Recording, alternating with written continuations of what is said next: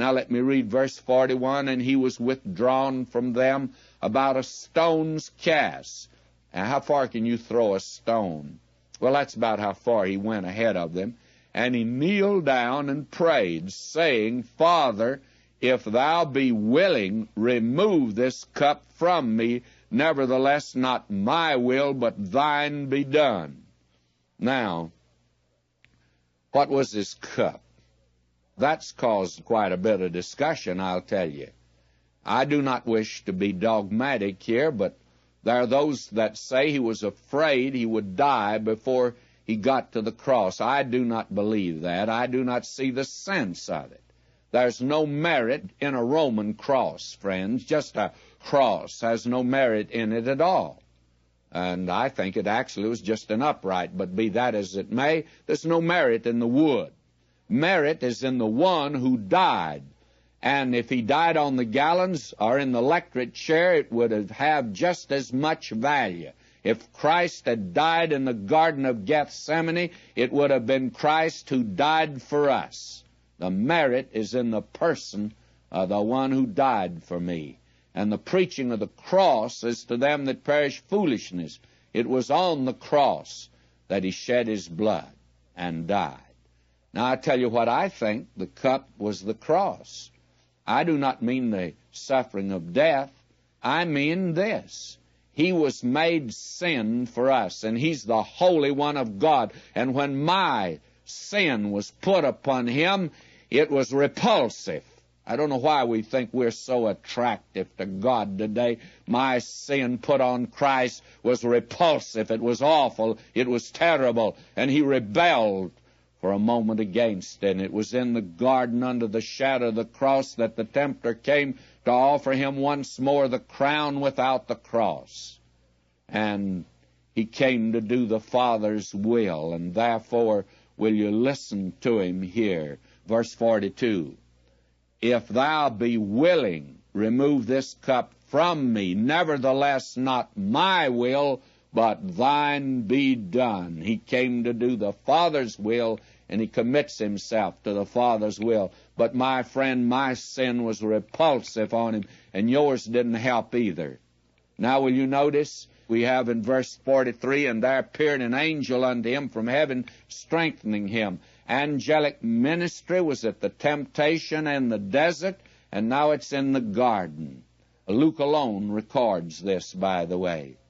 And now verse 44, and being in an agony, he prayed more earnestly, and his sweat was as it were great drops of blood falling down to the ground. Now only Dr. Luke tells us that he sweat great drops of blood. And he's a doctor. He's showing the tremendous physical reaction, the agony, the conflict. His sweat was as great drops of blood. Now, I cannot explain that. I don't propose to. And I'm not impressed by the biological explanations today. Now, I realize there's some wonderful Christian doctors that have come up with a biological explanation. I'm not impressed. He shed his blood for me, and I bow in reverence and worship. And I can sing this. If I could sing, I'd sing this for you. None of the ransom ever knew how deep were the waters crossed, or how dark the night the Lord passed through, ere he found his sheep that was lost. One of the tragic things of the present moment is seen about us, I think, every day, and has been now for years. You know, literally, there have been millions of American boys, beginning with World War I, World War II, and the Korean War, Vietnam, that have gone out and died on a battlefield, bleeding and dying for us here at home. Now, you'd think that the American public would be moved and appreciative of that. Are we? I don't care what you think about Vietnam, and I don't care what you think about World War I. Now, if you had asked me, I think we should have stayed home in 1914. And I think we should stay home. Now, I recognize that's not popular at all today. Those believe we should have gone in 1914 but stay home today. I'm not sure. I think we'd stayed home in 1914, we could stay home today. But I don't know how it would have worked out. But the thing that impresses me is that America is pleasure mad. And every night's a bacchanalian orgy. And I am not impressed by the crowd today that is protesting and have for years now, and they're just living it up, taking their drugs, having a high old time. May I say to you that the worst tragedy than that is the fact that Christ's heart was broken because of our lost condition. He bled and died for our eternal liberty. He said, I came that they might have life and they might have it more abundantly. And he loved a lost world. And he went to the very depths, even hell itself. And the world spurns him, the Holy One of God, the spotless Savior who was made sin for us.